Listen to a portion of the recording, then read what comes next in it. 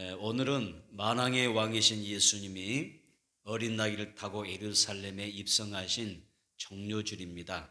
정료줄인데 우리가 예수님이 입성하실 때 이 정료가지 나무를 꺾어서 들고 영접하고 환영했다고 그래서 정료줄이라고 말을 하죠.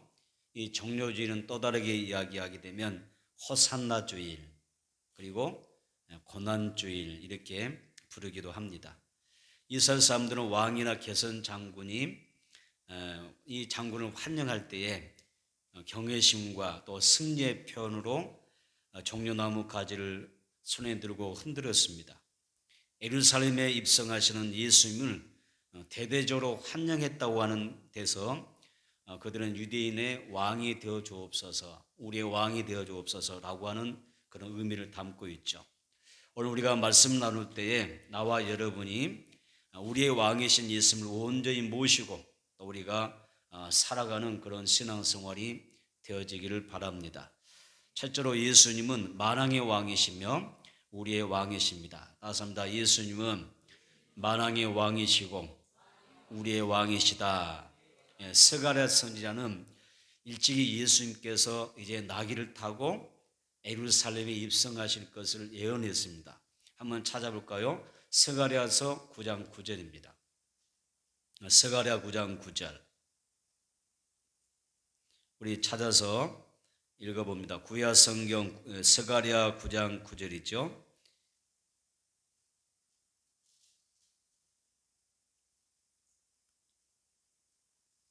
스가랴서 9장 9절. 우리 함께 읽도록 하겠습니다. 시온에 따라 크게 기뻐할지어다.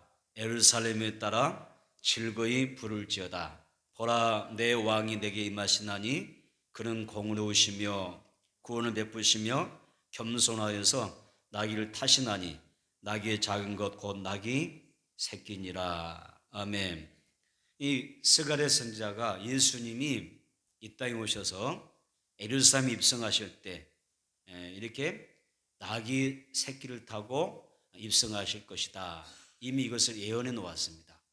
그래서 여기서 밑줄 한번 그으세요. 시온에 따라 밑줄 긋고요. 그 다음에 예루살렘에 따라 밑줄 그어놓으세요. 여기에 표현이 예수님이 예루살렘에 입성하시는데 예수님께서 부르는 딸의 이름이 있었잖아요. 시온에 따라 예루살렘에 따라라고 하는 그런 호칭이 나오잖아요. 그 히브리어로 이 딸을 바트라고 그래요. 바트. 딸은 히브리어로 바트입니다. 이 바트라고 그러는데 이 짓다, 세우다라고 하는 뜻의 바나라고 하는 단어에서 유래된 것이 바트입니다. 그래서 여기서 이 딸이라고 하는 이 바트의 단어는 거민, 성읍, 도시, 마을 이런 마을 호칭할 때 사용되는 단어가 여기서 바트입니다.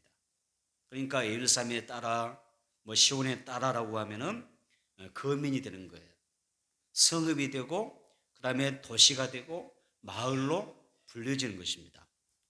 따라서 이 바트가 우리에게 어떻게 불려질까요? 우리 자신이 바트가 될 수가 있는 것입니다. 우리 자신이 시온의 딸이 되고 또 예루살렘의 딸이 되는 거죠. 그래서 우리 자신, 우리 가정, 우리 교회 또 이 모든 것이 지역사회가 얼마든지 시온의 딸로 예루살렘의 딸로 불릴 수가 있다는 것입니다. 여러분, 예수님이 어디로 임하시죠? 예수님은 누구를 찾아오실까요? 성경에 보게 되면 예수님은 나와 우리 가정에 찾아오시는 구원자인 줄로 믿습니다.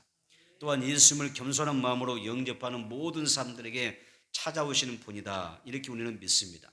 본문에서 예수님은 시온의 딸 그리고 예루살렘의 딸인 유대인들을 찾아오셨을 때 어떤 모습으로 찾아오셨죠? 어떤 모습으로 찾아오세요? 겸손의 왕이죠. 예수님은 겸손의 왕이시다. 그분은 공의로우시며 겸손하시며 또 모든 사람을 구원하기 위해서 오시는 그런 만왕의 왕으로 소개가 됩니다. 겸손의 왕이신 예수님이 무엇을 타고 오십니까?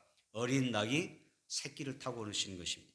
이게 무슨 말이냐면은 예수님은 세상의 왕들과는 전혀 차원이 다른 왕이라는 것입니다. 세상의 왕들은 어때요? 국민 위에 백성 앞에 군림하고 또 압제하고 통제하는 것을 즐겨하잖아요. 어떤 조그만 단위의 어떤 마을이나 어떤 뭐 동이나 어떤 뭐 시나 어떤 나라에, 그렇죠? 그 정부에 여러분 여기가 권력자 한번 돼보세요. 그럼 권력이라고 하는 게 대단하지 않습니까? 권력을, 그들은 이 권력을 통하여 백성을, 국민을 압제하기도 하고 통제하기도 하고, 그리고 억압하는 것을 굉장히 즐겨하는 거예요. 이 땅에는 독재자로 인해서 고통받는 민족들이 얼마나 많았고 또 순환의 역사를 가진 나라가 얼마나 많습니까? 세상의 임금은 다 그런 거예요. 그런데 우리 예수님은 어떤 분이에요? 겸손하신 왕이라는 것입니다. 그래서 사랑과 공의를 말하신 만왕의 왕 예수님은 겸손하셔서 뭐 국민을 억압하는 것고 압제하는 그런 분이 아니라 어떻게 섬기러 오셨다는 거예요. 그래서 종의 종으로 오셔서 우리 죄인을 섬기시고 또 그 죄인들을 구원하기 위해서 오시는 왕이시다. 이런 그 모습으로 나귀 새끼를 타고 예수님이 예루살렘에 입성하는 것입니다. 겸손하신 예수님이 이 땅에 모든 영혼을 구원하기 위해서 오셨죠. 그래서 3년의 공생의 기간을 통해서 고아와 가부와 죄인의 친구로 사셨고 약하고 소외된 삶들을 돌아보시고 그들을 가르치시고 치유하시고 전파하는 사역을 하셨던 것입니다. 그리고 마지막에는 예수님께서 속죄 제물이 되셔서 십자가에 못 박혀 죽으심으로써 인류 구원을 완성하셨습니다. 그리고 예수님께서 십자가에서 운명하실 때 뭐라고 하셨어요? 내가 다 이루었도다. 그래서 테텔레스 타이라고 외치셨죠.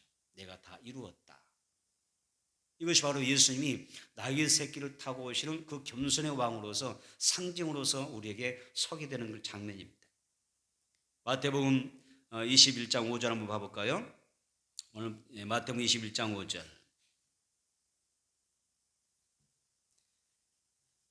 시작. 시온 딸에게 이르기를 내 왕이 내게만 하니 그는 겸손하여 나귀 곧 멍에 매는 짐승의 새끼를 탔도다 하라 하였느니라. 밑줄 보세요. 멍에 매는 짐승의 새끼를 탔도다. 왜 나귀 새끼를 타셨어요? 예수님이 겸손하셔서 세상 왕들과 전혀 다른 모습으로 군림하는 모습이 아니라 섬기러 오시는 예수로서 겸손의 모습으로 나귀 새끼를 취하셨다는 이야기입니다. 예수는 스가랴 9장 9절의 말씀처럼 그 예언의 말씀처럼 이 땅에 겸손의 왕으로 오셨고 또한 성경대로 살아가셨습니다. 그래서 신앙과 어떤 인생의 방향과 목표를 성경 말씀에 근거를 두고 살아가셨던 것입니다.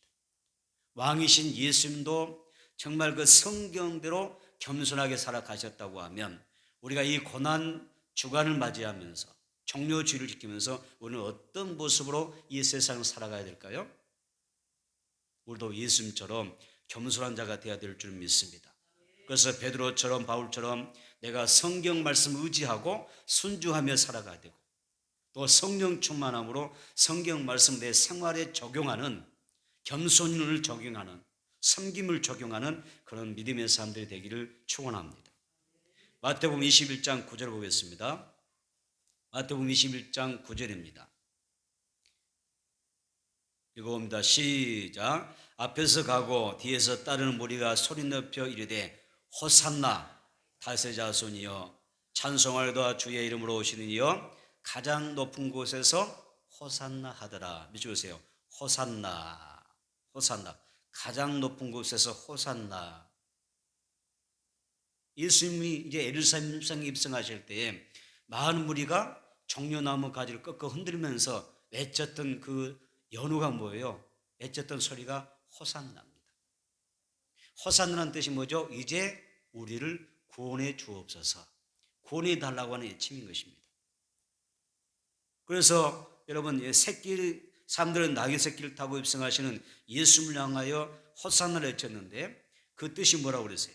다시 한번 찾아보겠습니다. 시편 118편 25절입니다. 시편 118편 25절 찾아서 함께 읽어보도록 하겠습니다.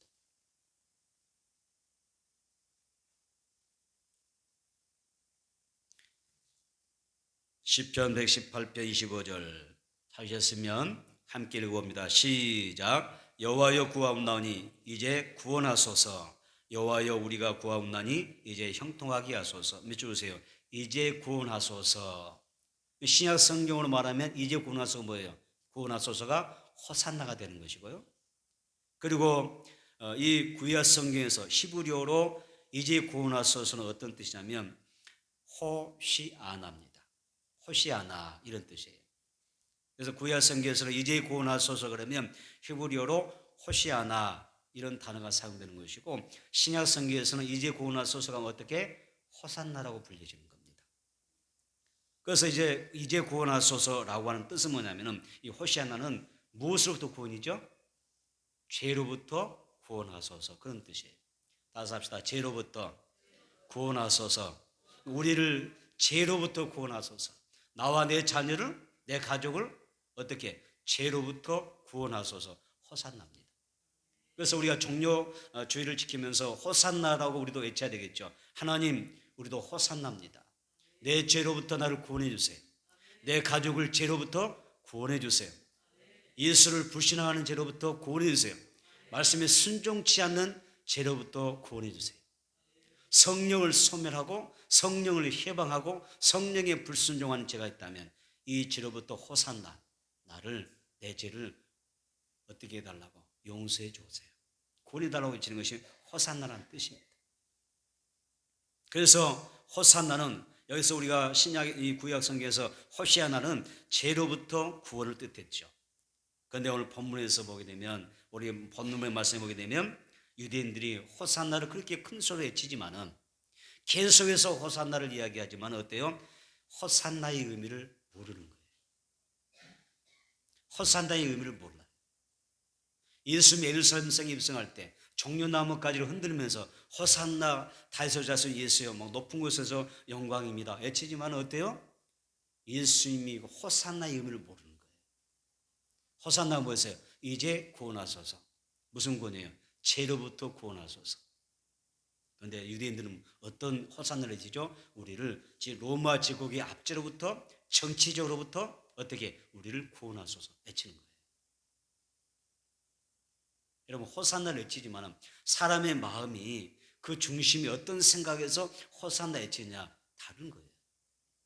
여러분들이 교회 나와서 예수를 믿고 구원받았다고 외치고 나를 구원해달라고 외치는데 호산나라고 외치지만 우리가 어떤 호산나를 외치고 있느냐는 거예요.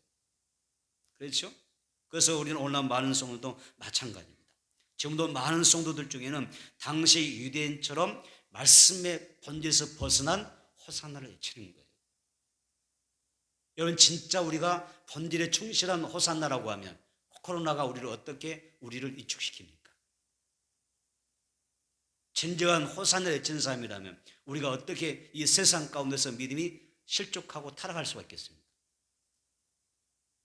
마치 유대인처럼 예수님을 정치적인 호산나로 외치니까, 우리를 이 정치로부터, 압제로부터 우리를 구원해달라고 외치니까 그런 여러분 문제가 생기는 거예요. 오늘 여러분들이 예수 믿을 때 주님 호산나, 예수님 당신은 호산나십니다. 우리를 구원해달라고 할 때 죄로부터 구원해달라고, 나의 믿음 없음을 도와달라고, 내 영을 살려달라고, 아멘, 나를 어떻게 천국으로 인도해달라고, 이런 외침이 필요한 것입니다. 우리 예수님이 어떤 분이신지, 또 나를 향하신 하나님의 뜻이 무엇인지, 복음이 무엇인지를 정확하게 알고 그 예수를 믿어야 된다는 것입니다. 여러분, 예수는 우리의 구원자인 줄 믿습니다. 예수님은 겸손한 왕이 되셔서 우리를 섬기러 오셨어요. 대단하지 않습니까? 창조주 하나님이 인간의 몸을 입고 오셔서 뭐하러 오셨어요? 나를 섬기러 오셨다는 것.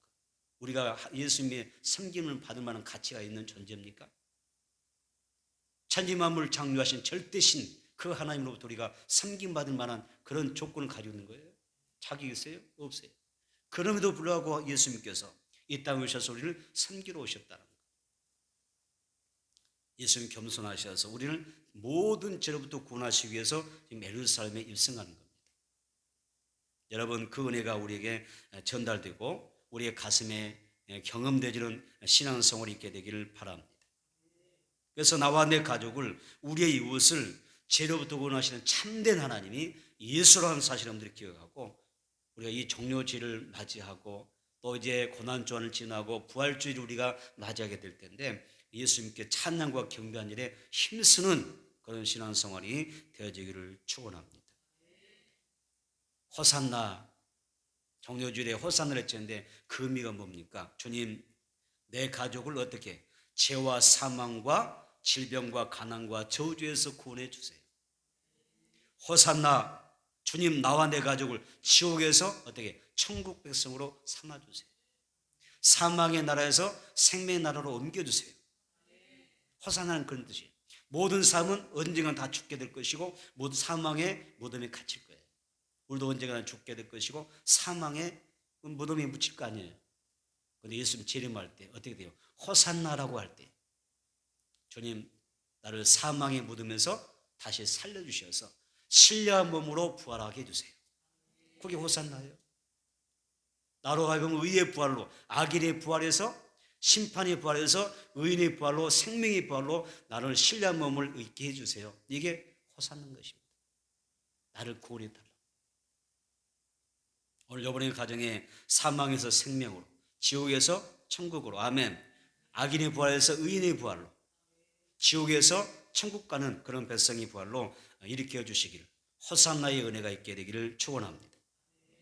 우리는 내 인생의 유일한 구원자는 예수님을 알기 때문에 여러분 생명처럼 여기고 하나님을 예배하는 겁니다. 그래서 예배는 여러분 세상과 바꿀 수가 없어요. 세상이 그 어떤 가치로도 바꿀 수가 없습니다. 여러분 예배가 50이라 그래, 영어로 50이라 그러잖아요. 뭐예요? 가치란 뜻입니다. 내 인생의 최고의 가치는 예배란 뜻입니다. 세상 그 어떠한 것으로도 나는 예배와 이 가치를 바꿀 수 없다고 하는 게 50이란 뜻입니다. 그래서 진짜 호산나를 아는 사람들, 진짜 예수님의 그 구원의 은혜를 경험한 사람들은 예배의 가치를 어떻게 해요? 나의 생명처럼 여기는 거예요. 마지막 시대에 끝까지 예배 생명처럼 여기고 승리할 수 있는 영적인 여러분의 신앙생활이 되기를 주의 이름으로 축원합니다. 우리 이것을 잊어서는 안 됩니다. 세상이 그렇다고 해서, 세상이 풍조가 그렇게 흘러간다고 해서 그러면 안 됩니다. 믿음의 사람들은 정신을 바짝 차야 됩니다. 나보다 못한 사람들의 신앙에, 내 신앙의 키 높이를 맞추면 안 됩니다. 앞서가야 되고요, 모델이 되어야 되고, 믿음의 주요 온전케 하신 이인 예수를 바라보면서 부름의 삶을 위하여 열심히 달려가는 우리 모두가 되기를 주의 이름으로 축원합니다. 이제 본문 말씀 봅니다. 마태복음 21장 10절 볼까요? 마태복음 21장 10절입니다. 마태복음 21장 10절 읽어봅니다. 시작. 예수께서 예루살렘에 들어가시니 온 성이 어떻게 되세요? 소동하여 이르되 이는 누구냐 그들을. 밑줄 보세요. 소동하여. 여러분 소동하여라고 할 때 그냥 대충 이렇게 생각하고 넘어가실지도 몰라요. 그죠? 여러분 성경 읽으면서 오늘 본문의 말씀 읽으면서 소동하여 온 세계 예수님 오시는 이야기 듣고 소문 듣고 소동했다. 그건 뭐 시끄럽게 난리 났던가 보다. 이 정도로 생각할 수가 있어요. 그런데 그래서 성경이 중요한 거예요. 여러분 여기서 소동이라는 뜻이 뭐냐면 여기에서 자 마태복음 21장 10절에 사용되는 온 성이 소동하여라고 할 때 이 소동은요 단어가 뭐냐면 에세이스 테라라는 단어예요. 에세이스 테라 그래요. 소동이 뭐라고요? 에세이스 테라라 그래요. 그 뜻이 뭐냐면 지진이 났다는 거예요. 지진 났다. 소동이 무슨 뜻? 지진이 났다. 사람들이 선동되어 동요되었다라는 뜻이에요. 에세이스 테라. 예수님이 예루살렘에 성에 입성한 순간 마치 그 예루살렘 온 도성이 어떻게 되냐면 지진이 난 것처럼 그런 엄청난 소란이 일어난 거예요. 소란이 일어났다는 거예요. 이 소동이 날 때 두 가지 반응이 있었겠죠. 하나는 긍정적이고 생산적이고 예수 그리스도를 환영하고 경배하는 소동이 있었다고 하면은 한편에서는 예수님에 대하여 오히려 어때요? 배교하고 도전하고 그렇죠. 예수님을 미워하고 시기하는 그런 무리도 생겨났다는 뜻이잖아요. 그런 소동이죠. 그래서 지진이 났어요. 그러니까 예수님이 예루살렘에 입성하시니까 많은 사람들이 예수님 앞뒤로 쫓아가면서 종려나무까지 넣으면서 호산나 막 외치니까 소동이 난 거예요. 소동이라는 데 마치 진이 난 것처럼 성의 질서가 균열이 왔다는 뜻이에요. 이것은 예수님께서 이 땅에 태어나셨을 때도 마찬가지였어요. 한번 찾아보겠습니다. 마태복음 22장 3절입니다. 마태복음 2장 3절 한번 봐보세요.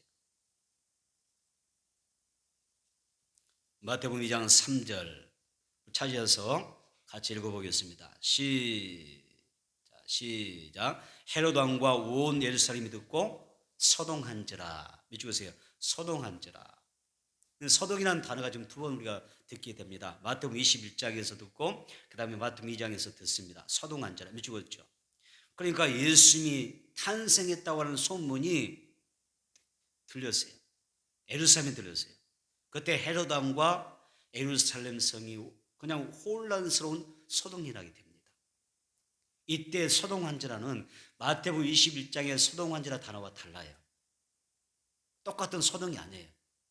그래서 단어는 다르죠. 여기서 사용된 밑줄 긋고 에타라크데라, 에타라크데라라는 단어가 사용이 돼요. 아까 마태복음 21장에서는 예루살렘 예수님이 종료 주일에 임할 때 어떤 단어였어요? 아까 뭐라고 했어요? 에세이스 데라가 사용됐죠. 그런데 예수님이 탄생할 때는 아까 뭐라고 했어요? 에타라크데라가 사용돼요. 단어가 다르죠. 예수님 소동이랍니다. 소동이라는데 그런데 단어는 달라요. 이렇게 에세이스 데라, 에타라크데라라고 하는 단어가 사용되지만은 그런데 단어는 다르지만 뜻은 거의 비슷해요. 예수님의 나타나심은, 예수님의 탄생은 온 세상을 소동시켰어요. 지진이 일어난 것 같았어요. 우리 자녀들 태어날 때 온 세상에 지진이 일어날 것처럼 소동이 났나요? 그럼 보통 인물이 아니겠죠? 여러분 태어날 때 뭐 온 마을이 떠들썩했습니까? 소동이 났나요? 그런데 예수님은 탄생할 때부터 요란했어요. 온 성이 소동이 나요. 예수님이 그냥 예루살렘 성 입성만 해도 난리 나는 거예요. 마치 지각의 지진이 지각 변동을 일으켜내는 것처럼 예수님이 오시면 모든 사람들의 마음을 그냥 흔들어 요동치게 했어요. 무슨 말입니까? 예수님이 이 땅에 오시면 이 세상은 요동칠 수밖에 없어요. 시편 2편 1절에 이런 이야기였어요. 어찌하여 이방 나라들이 분노하며 민족들이 헛된 일을 꾸미는가라는 말씀이었어요. 이건 소동입니다.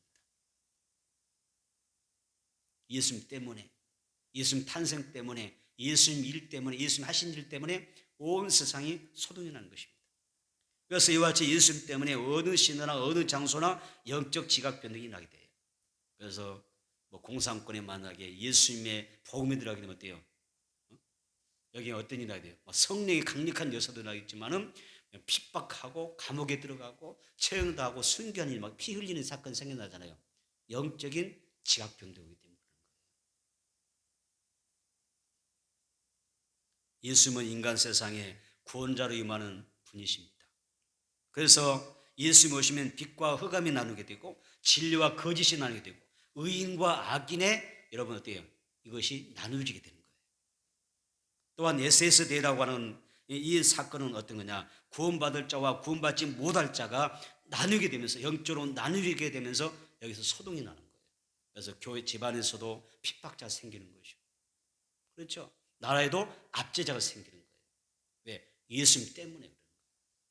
예수님은 구원자이기 때문에. 예루살렘 딱 들어오니까 무슨 SD 뭐 아까 그 사건이 생겨나잖아요.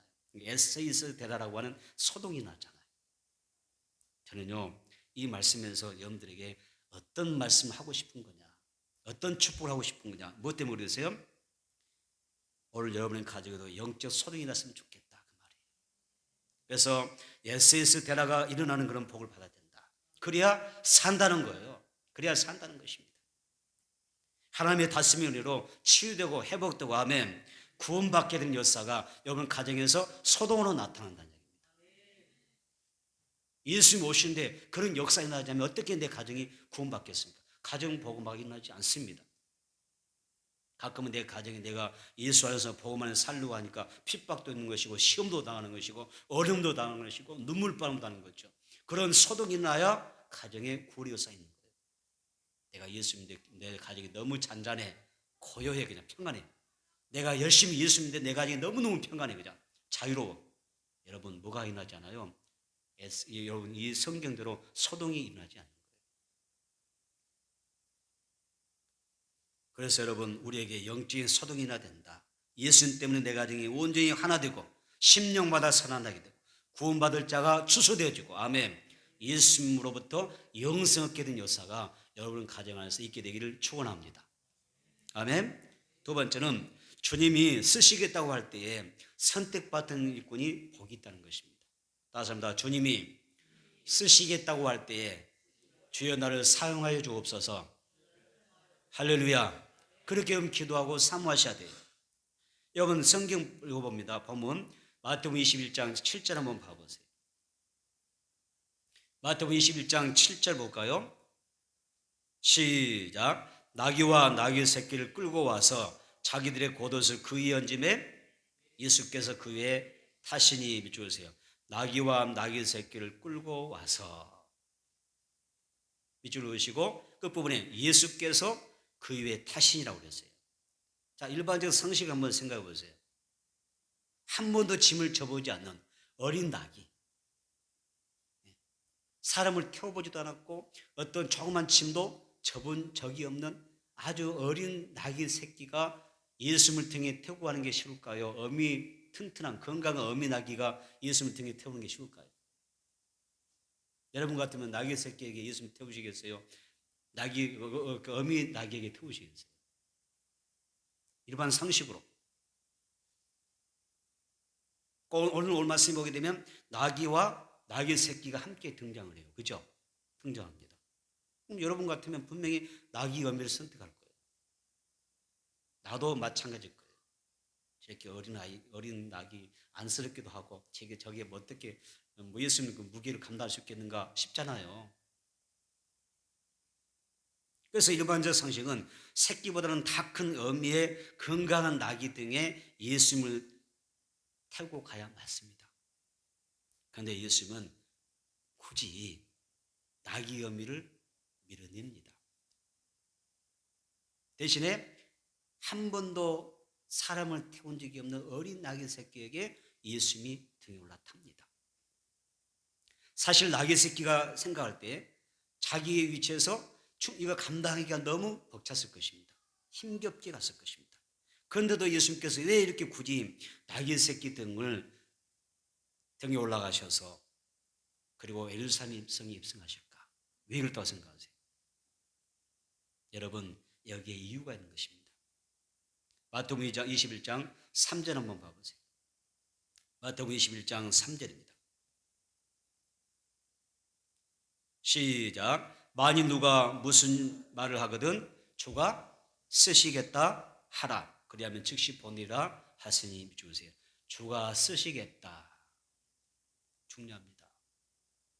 여기에서 우리가 주목해야 될 말씀이 주가 쓰시겠다는 말씀입니다. 주의 일은 아무나 쓰임받지 못합니다. 건강하다고 해서, 지혜롭다고 해서, 실력이 있다고 해서, 재능과 탤런트가 많다고 해서 다 쓰임받는 것은 아닙니다. 다시 하나님 앞에 성전을 지어드리고 싶었습니다. 받은 의가 너무 많아서, 구속하신 그 은혜가 너무 감사해서 다윗은 하나님 앞에 평생의 소원이 뭐였어요? 하나님 앞에 거룩한 성전을 지어드리는 것이었습니다. 그런데 하나님이 허락하셔요? 성전 건축에서는 하나님께서 다윗을 쓰지 않습니다. 대신에 그의 아들 솔로몬을 통해서 쓰시잖아요. 그러니까 우리가 생각할 때, 내가 좀 믿고 뭐가 재능이 있고 탤런트 있고 뭐가 내가 어느 순간 주일하고 싶으면 내가 그냥 그때 하는 거지 뭐, 그렇게 한다고 해서 되어지는 영적인 일이 아니더라는 거예요. 어미 나귀라고 해서 하나님이 쓰시고 또 나귀 새끼라고 해서 하나님이 안 쓰시는 이유가 없다는 것입니다. 다시 말하면 어른이라고 해서 하나님이 들어 쓰시고 어린아이라고 해서 하나님이 안 들어 쓰시냐? 아니라는 것입니다. 또 부자라고 해서 하나님이 쓰시고 가난하다고 해서 하나님이 안 쓰신 분이냐? 그것도 아니라는 것입니다. 여러분, 엘리 제사장은 평생을 하나님의 성전에서 하나님을 섬겨왔던 종교 지도자입니다. 그런데 하나님은 마지막에는 어떻게 했어요? 엘리 제사장을 쓰지 않습니다. 대신에 하나님의 성전에서 날 때부터 하나님의 성전에서 머물며 성전에서 봉사도 누구? 어린 소년 사무엘을 들어 쓰십니다. 여러분 아셔야 돼요. 예수님이 십자를 지고 저 골고다 언덕에 올라가실 때, 힘겹게 올라가실 때 제자들은 다 흩어져 버렸습니다. 도망쳐 버렸어요. 그런데 그냥 십자가 지고 가는 예수님 길가에 서서 바라보던 고린의 시민은 어때요? 하나님이 억지로라도 그를 붙잡아서 어떻게 돼요? 로마 병정을 통해서 이 사람은 통해서 예수님 대신 십자를 지고 골고다 언덕에 오르게 하십니다.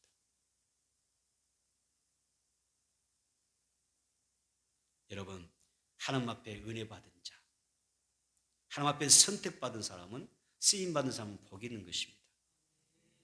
낙이 새끼처럼 쓰임받는 게 복이죠. 낙이라고 해서 내가 어른이라고 해서, 그렇죠? 건강하게 해서 이게 복이 아니라 하나님 앞에 내가 어리더라도 부족하더라도 가진 것이 없더라도 내가 주님의 영광에서 쓰임받을 수 있다면 이거 최고의 영광이라는 거, 가문의 영광일 줄은 믿습니다. 할렐루야. 가문의 영광입니다. 여러분 주님 앞에서 지금 내가 쓰임받고 있다면 엄청난 은혜를 받은 사람들이고 하나님 앞에 큰 복을 받은 주인공인 줄 믿습니다. 이사야 43장 1절에 내가 너를 지명하여 불렀나니 너는 내 것이라고 하는 말씀이 있고요. 또 요한복음 15장 16절에서는 너희가 나를 택한 것이 아니라 내가 너희를 택하여 세웠나니라고 말씀하고 있습니다. 여러분이 스스로 교회에 나온 것 같아도, 내가 예수를 스스로 믿는 것 같고 억지로 가족이 위해서 끌려 나온 것 같이 느낄지 몰라도 그 발걸음을 인도하신 분은 오직 성령 하나님이신 줄 믿습니다. 그래서 하나님이 특별히 쓰시고자, 나를 두 사람이 영광 받으시고자 하나님께서 나를 불러내셨다고 하는 것을 깨달을 수 있는 성도라고 하면 복 있는 성도라는 이야기입니다. 그러므로 그 부르심에 항상 감사하면서 하나님의 그 은혜를 화답하면서, 그 부르심에 화답하면서 살아가는 여러분이 되기를 축원합니다. 어떤 성도들은 시간이 없어서요, 시간이 없습니다, 이런 말을 입버릇처럼 말을 합니다. 우리가 근데 가만히 생각해 보면 시간이 없다는 말은 무슨 말이에요? 세상 일에는 많은 시간을 투자한다는 이야기예요. 그렇죠? 시간이 없어서요, 세상 일은 시간을 많이 투자한다는 이야기거든. 주님 위해서 투자할 시간은 없지만은 세상 일은 내 투자할 시간 많아요, 그 말이거든요. 그래서 여러분 세상에서 하는 그 모든 시간 내가 아깝지가 않지만은 찬송하고 기도하고 예배하고 봉사할 시간은 없어요, 이렇게 말하는 거잖아요. 만약 그러다가 정말 내가 어려운 때를 당하고 정말 주님의 어떤 도움을 필요로 할 때가 있지 않겠어요? 주님의 도움 필요해서 주님 저 좀 도와주세요, 살려주세요, 응답해 주세요라고 할 때 예수님께서 똑같이 말씀하신 거예요. 나도 시간이 없어서 미안하다. 나 시간이 없어서 그렇게 못했어요. 그런데 예수도 나도 시간이 없어서 어떻게 하지? 그래서 내가 하나님 앞에 도움을 요청하는데 예수님께서 응답해 주지 않는다면 어떻게 되겠어요? 얼마나 안타까운 일이 생기겠어요. 그런데 성경은요 이렇게 이야기하잖아요. 다시 한번 신문대로 거둔다, 신문대로 거둔다. 예수님이 가르친 복음이잖아요. 진리지 않습니까? 그러므로 여러분 이 시간 이후부터는 주님이 쓰시겠다고 하면 내가 나귀 주인처럼 또 나귀 새끼처럼 즉시 아멘으로 순종할 수 있는 은혜가 우리 모두에게 있어지기를 축원합니다. 그래서 주님이 나를 쓰시겠다고 하면 이렇게 해야 돼요. 주여 시간이 없어 어떡해요? 뭐 기도할 시간도 없고 예배드 시간, 봉사할 시간도 전혀 없어요, 이렇게 말하는 게 아니에요. 주님 쓰시겠다고 하면 뭐라고 그러죠? 주님 저는 시간이 많습니다. 따습니다. 주님이 쓰시겠다고 할 때 뭐라고 대답해야 돼요? 따습니다. 주님 저는 시간이 많습니다. 시간이 많습니다. 주님의 영광을 위하여 나를 사용해 주옵소서. 이렇게 고백할 수 있게 되기를 축원합니다. 그러면 하나님께서 기쁘게 받으시고 여러분의 필요를 채워주실 줄은 믿습니다. 어린 나귀는 누군가가 끌고 가서 끌려갔더니 예수님을 자기 등에 태우는 그런 영광을 얻게 됐죠. 사실 힘겹고 버거웠지만은 예수님을 등에 태우고 땀을 흘리면서 묵묵히 걸어갑니다. 그 결과 주님 앞에 값지게 쓰임받는 모습을 보게 됩니다. 그 다음에 세 번째로 성경은 믿음의 사람을 뭐라고 이야기하죠? 믿음으로 말미암아 우리가 뭐가 되죠? 의롭다 인정받잖아요. 그래서 믿음의 사람을 의인이라 그래요. 의인이라. 성도를 의인이라고 표현하잖아요. 그런데 의인이라는 단어가 굉장히 그 한자의 뜻이 중요하더라고요. 아니 어떻게 그 뭐 한자를 사용하는 사람들이 뭐 기독교 신자도 아니었을 것 같은데 그 나라가 아니었을 것 같은데 그렇게 한자 풀이한다 보면 기가 막힌 것들이 많아요. 성경도 다 풀어졌어요. 이상하게. 어떻게 그렇게 맞아떨어진지 몰라요. 그런데 여기서 의인할 때 의자가 있잖아요. 의자가 무슨 의자예요? 한자로. 옳다. 옳을 의자잖아요. 그죠? 그런데 그 의자의 단어가 두 단어가 합성된 단어죠. 그래서 밑에 의자가 밑에 뭡니까? 나를 가리키는 나 아자가 있고 그 나 아자 위에 뭐가 있어요? 양. 양이라는 단어가 합쳐진 거예요. 그게 의라는 뜻이었어요. 그러니까 무슨 말이냐면 내 머리 위에 양을 어린 양 대신 예수님을 이고 가는 삶이란 이야기예요. 의자가. 마치 나귀 새끼가 예수님을 등에 태우고 가는 것처럼 믿음의 사람들은 어때요? 우리의 머리 대신 교회의 머리 대신 예수님을 내 머리에 이고 가는 때에 그것이 믿음의 삶이고 의인이라는 뜻이에요. 여러분 놀랍지 않습니까? 어떻게 한자가 그렇게 성경적으로 풀어놨을까요? 우리는 유월절 어린 양을 예수님을 머리에 모시고 사는 사람들입니다. 그래서 우리가 의로운 삶을 산다는 것은 그리 어려운 이야기가 아닙니다. 나의 구원이신 예수님을 내 머리로 삼고 살면 나의 주권자로 나의 감독자로 삼고 살게 되면 그렇게 되는 줄로 믿습니다. 마치 나귀가 예수님을 등에 태운 것처럼 우리가 살아가게 되면 그것이 내 인생의 영광의 삶이 되더라는 것입니다. 예루살렘은 하나님의 성전이 있는 도시였기 때문에 여러분 동물들은 그 예루살렘에 들어가지 못해요. 하나님의 거룩한 성이 있기 때문에. 그런데 예루살렘에 유일하게 들어갈 수 있는 동물이 있었습니다. 그게 뭔지 아세요? 오늘 부문에 나오는 낙입니다. 어떻게 들어갈 수 있었습니까? 예수님을 등에 태웠기 때문에 들어가는 특권을 드린 것입니다. 이처럼 우리도 용서받지 못할지가 많이 있는 삶이지만 예수님 때문에 용서받은 줄로 믿습니다. 또 예수님을 모셨기 때문에 우리가 연약하더라도 병들었을 자도 우리는 병에서 고침받게 될 줄로 믿습니다. 내가 천국에 들어갈 수 없는 자이지만 예수님을 모셨기 때문에 우리는 천국에 들어갈 수가 있는 것입니다. 결국 죄 많은 인간으로서 감히 천국에 들어갈 수 없는 존재지만은 예수님을 모시고 있기 때문에 여러분들이 천국 들어갈 자격을 얻게 되는 것입니다. 우리도 나귀처럼 예수님을 등에 태우고 살아가면 주님 앞에서 영광을 받게 될 것입니다. 어린이 찬송가가 있죠. 무슨 노래가 있을까요? 돈으로도 못 가요 하나님 나라. 돈으로도 못 가요 하나님 나라. 또 무엇으로 못 가요? 힘으로도 못 가요. 예뻐도 못 갑니다. 무엇으로 갈 수 있어요? 거듭나야 갈 수가 있습니다. 믿음으로 가는 나라 하나님 나라. 아멘. 천국은 그렇게 하는 것입니다. 그래서 내 의로는 천국에 갈 수 없지만 예수님만 우리가 업고 가면 또 내가 믿음의 삶으로 살아가게 되면 천국에 들어갈 수 있다고 하는 게 정말 감사하지 않습니까? 하나님이 주신 직분을 잘 감당하기 위해 그동안 내가 살아오면서 묶였던 그 일들이 있을 거예요. 가정일에 묶이고 무슨 삶에 묶이는 것도 있잖아요. 그리고 게으른 습관들, 부정적인 그런 생각하는 줄들을 다 끊어버리셔야 돼요. 왜? 오늘은 종료주일이잖아요.